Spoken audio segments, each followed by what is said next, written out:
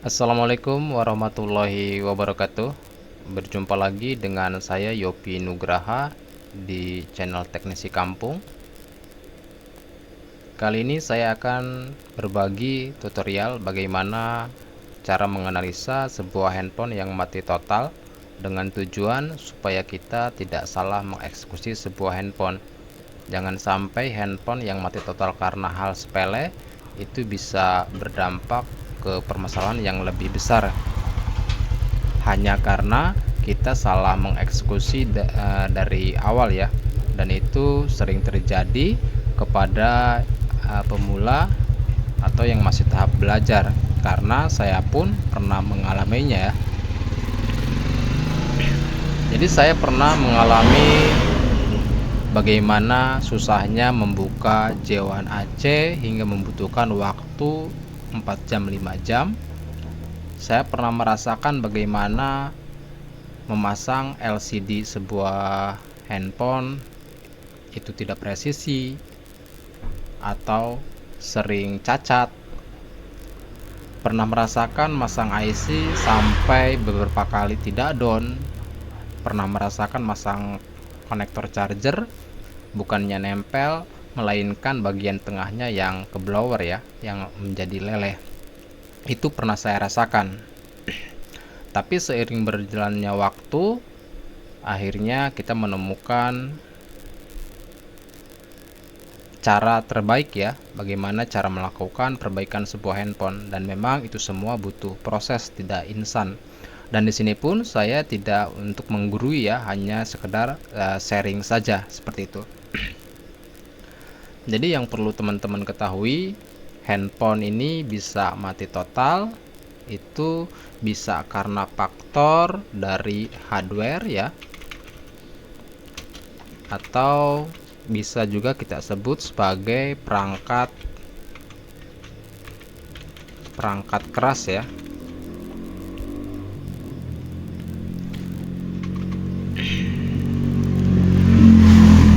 Yang kedua, handphone ini bisa mati total itu karena faktor dari software juga,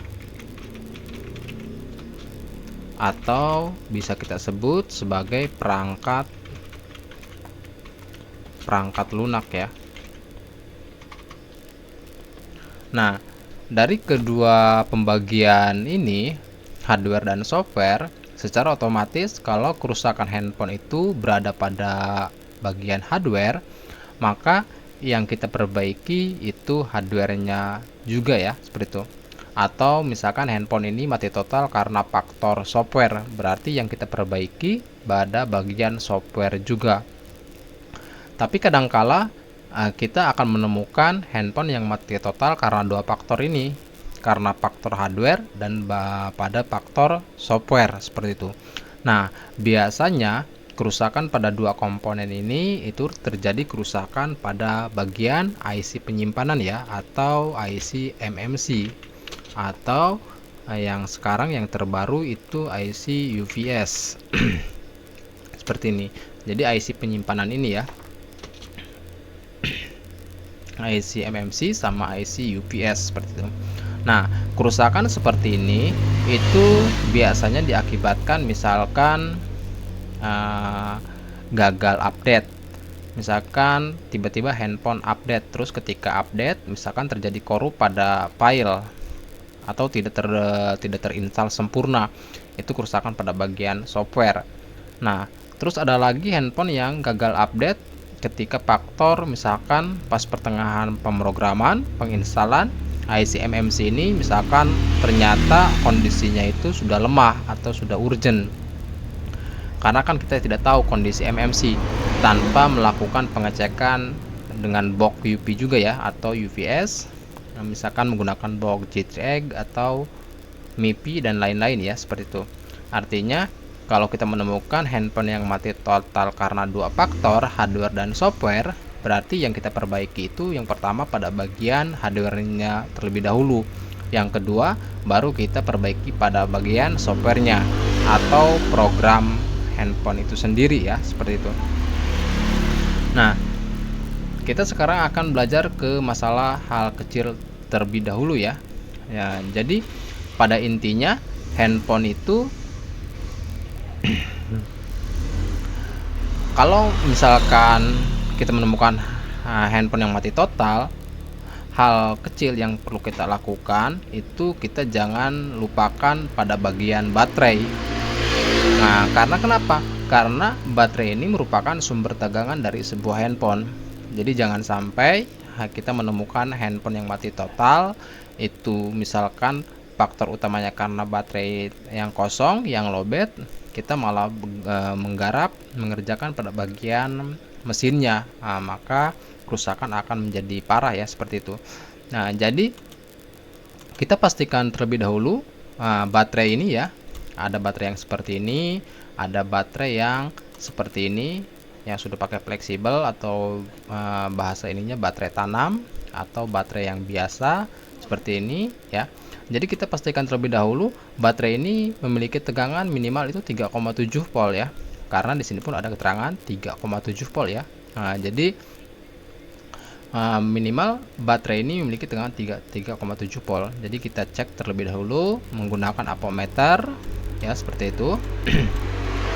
Nah, jika teman-teman nanti menemukan handphone yang di bawah 3,7 volt, silahkan teman-teman nanti isi dulu baterainya, bisa menggunakan desktop, bisa menggunakan power supply, atau misalkan handphonenya setelah teman-teman cek baterainya misalkan 0 ya, atau misalkan sudah mati, itu teman-teman bisa melakukan pengejutan pada sebuah handphone, pada sebuah baterai ya. Jadi nanti teman-teman silahkan kejut dengan tegangan di atas 5 volt ya, mau 7 volt, 8, atau misalkan mau mengejut dengan 10 volt, itu tidak masalah. Tapi sistem kejut di sini itu bukan ditahan ya, artinya bukan ditahan di jalur plus minusnya ya. Artinya teman-teman kalau mau mengejut dengan tegangan yang besar 8 volt atau 10 volt, caranya itu tempel titik negatif di negatif.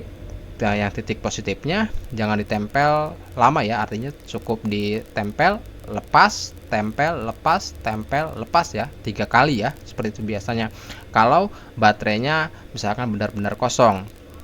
Tapi kalau misalkan baterainya setelah diukur ternyata misal tegangannya cuma 2 volt atau misalkan 3 volt, ya silahkan teman-teman isi dengan tegangan 5 volt ya, atau misalkan bisa mengisi dengan tegangan 4,8, 4 volt atau 5 volt ya. Karena kalau di atas 5 volt maka power supply akan memprotek ya, artinya tegangan tidak bisa ya. Kalau misalkan di atas 5 volt ya, pasti akan protek ya, langsung bunyi si power supply-nya. Tapi kalau untuk mengejut tidak masalah, karena sistem kejut di sini bukan langsung ditempel, ditahan ya, artinya hanya beberapa detik saja, tempel, lepas, tempel, lepas, sampai baterai ini terisi minimal 2 volt ya, atau 2 volt, 3 volt bisa langsung terisi seperti itu. Jadi pastikan baterai ini terisi terlebih dahulu seperti itu. Nah, lalu timbul pertanyaan dari teman-teman, misalkan kalau misalkan baterai ini kosong, misalkan kenapa dicas nggak bisa? Nah, tidak menutup kemungkinan kerusakannya itu berawal dari handphone yang tidak bisa dicas. Misalkan handphone yang tidak bisa dicas awalnya, terus lama-kelamaan didiamkan saja sama konsumen 1 hari, 2 hari, 3 hari, sehingga menyebabkan baterai ini nempel terus hingga akhirnya baterainya kurang dari 3,7 volt ya, seperti itu. Jadi pada dasarnya amankan dulu tegangan baterai ini ya, karena handphone tidak bakal nyala kalau baterai ini itu kosong ya, seperti itu. Kalau misalkan ini sudah nyala, baru perbaiki pada bagian chargernya seperti itu. Nah, terus langkah yang kedua, kalau misalkan baterai itu sudah aman ya, sudah aman, sudah ada isinya, lalu kita jangan lupa kita ukur pada bagian konektor baterai ya yang ada di mesin di sini. Nah, di sini kan yang utamanya itu negatif dan positif. Nah, teman-teman silakan gunakan ukur pada bagian konektor baterai di sini, bisa menggunakan mode dioda atau misalkan bisa menggunakan mode buzzer ya. Kalau menggunakan mode dioda otomatis yang ground itu, yang short itu akan menunjukkan titik 0 ya, atau misalkan 0,1, 0,2 Nah, kalau kita yang enak itu kita menggunakan mode buzzer ya. Kalau kita menggunakan mode buzzer, secara otomatis kalau kutub positif kita ukur, maka akan bunyi seperti itu. Nah, tujuannya untuk apa? Tujuannya itu untuk mengetahui apakah jalur pibet pada handphone ini short atau tidak, seperti itu. Karena kalau misalkan kutub positif pada sebuah handphone ini short, secara otomatis handphone akan mati total, seperti itu. Karena pada jalur baterai itu ada kutub positifnya, dan di sini pun itu harus positif ya, artinya tidak terjadi short pada pibet baterai, seperti itu. Kalau misalkan short, disebutnya di sini mungkin full short atau short pibet. Nah, langkah berikutnya ya teman-teman silahkan cari biang keladi terjadinya short pada bagian pibet di sini, seperti itu. Nah, jalur pibet di sini itu bisa meliputi area di IC charger ya, seperti itu. Jadi tegangan pibet di sini itu bisa meliputi tegangan area di IC charger, terus ada area di area IC power di sini, ada juga di area IC sinyal, seperti itu. Jadi teman-teman silakan cek ketiga blok tersebut, IC charger, IC power, sama IC sinyal ya. Karena kalau kita melihat skema, maka jalurnya akan masuk ke 3 blok tersebut, seperti itu. Nah, itu langkah yang kedua. Yang berikutnya, kalau misalkan teman-teman sudah mengukur pada bagian jalur pibet di baterai di sini, misalkan di sini tidak short, nah lalu teman-teman akan melakukan pengukuran pada power supply ya. Nah, pada power supply di sini nanti teman-teman akan mengetahui konsumsi arus sebuah handphone ya. Apakah kerusakan pada IC power, IC CPU, atau IC MMC. Meskipun untuk HP-HP zaman sekarang memang tidak bisa dijadikan 100% ya, seperti itu, tapi minimal ada gambaran seperti itu. Nah, karena kalau kita ukur misalkan di sini dengan menggunakan mode menggunakan ampermeter, nah, kalau short kecil itu tidak akan terdeteksi ya, seperti itu berapa nilai normalnya. Tapi kalau menggunakan power supply itu akan terdeteksi apakah handphone ini short kecil atau tidak, karena nanti ampere pada power supply itu akan naik beberapa mili ya, beberapa ampere. Itu menunjukkan handphone short kecil, seperti itu. Atau mungkin bisa jadi saja di atas 1 ampere, seperti itu. Tapi kalau misalkan beberapa mili biasanya tidak bisa didetek dengan ampermeter. Nah, karena kita tidak tahu berapa nilai hambatan yang ada di jalur baterai di sini ya, seperti itu. Nah, jadi nanti teman-teman silahkan ukur dengan power supply, seperti itu. Apakah handphonenya gantung, apakah misalkan tidak bekerja pada IC power, dan berikutnya ya. Nah, setelah teman-teman melakukan pengukuran pada power supply, langkah selanjutnya itu teman-teman silahkan ukur dengan komputer ya, dengan FC, seperti itu. Kenapa di sini kita harus ukur dengan komputer ya? Makanya untuk komputer saya rasa untuk sekarang ini memang perlu ya untuk teknisi. Karena kita tidak karena komputer ini pun sama bisa mendeteksi kerusakan ya, seperti itu.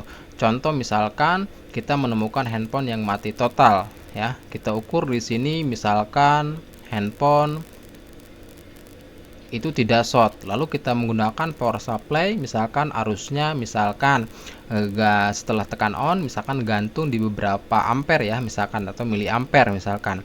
Nah, secara teori dengan menggunakan power supply itu bisa kerusakan pada IC power karena misalkan masih di bawah 1 ampere. Nah, tetapi ternyata setelah kita colok ke komputer, misalkan di komputer HP terdeteksi ya, seperti itu. Terdeteksi itu pada bagian chipsetnya, misalkan MediaTek, tanpa tekan tombol apapun langsung terdetek MediaTek port, atau misalkan mode Qualcomm 9008, atau misalkan Samsung dengan menggunakan chipset misalkan Exynos, atau misalkan Huawei dengan chipset Kirin ya, atau misalkan dan yang lain-lain ya, misalkan. Nah, artinya ketika misalkan terjadi kita colokan pada sebuah FC langsung terdetek. Nah, Berarti di sini terjadi berlawanan ya. Berlawanannya artinya seperti ini secara teori. Di power supply kerusakan pada arus IC power, tapi ketika kita colok FC driver terbaca, berarti kerusakan bukan ada pada area IC power, karena kalau IC power rusak itu analoginya itu handphone tidak akan terdeteksi di komputer seperti itu.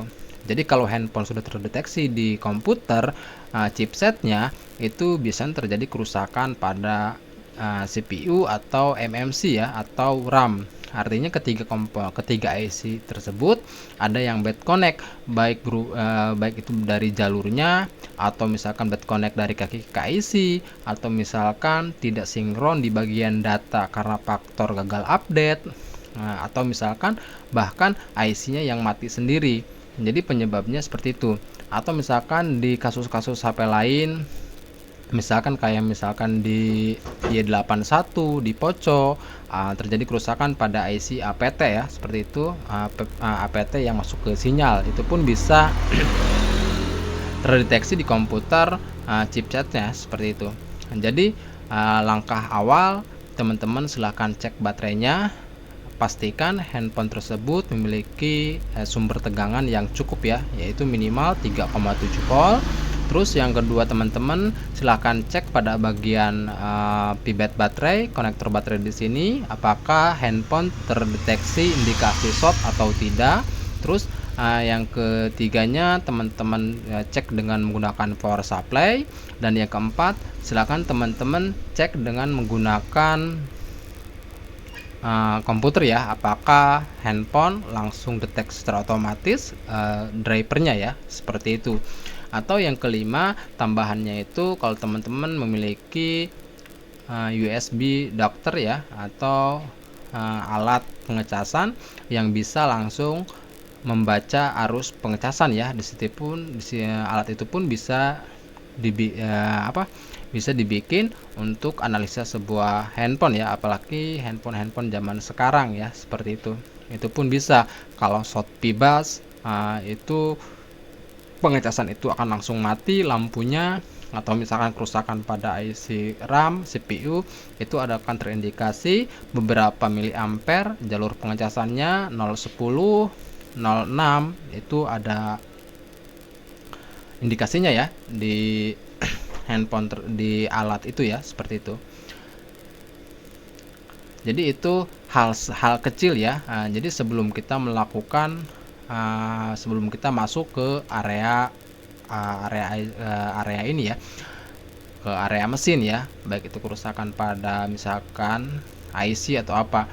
Jadi hal-hal kecil hal-hal tadi itu tujuannya untuk mendeteksi kerusakan pada bagian mana, seperti itu.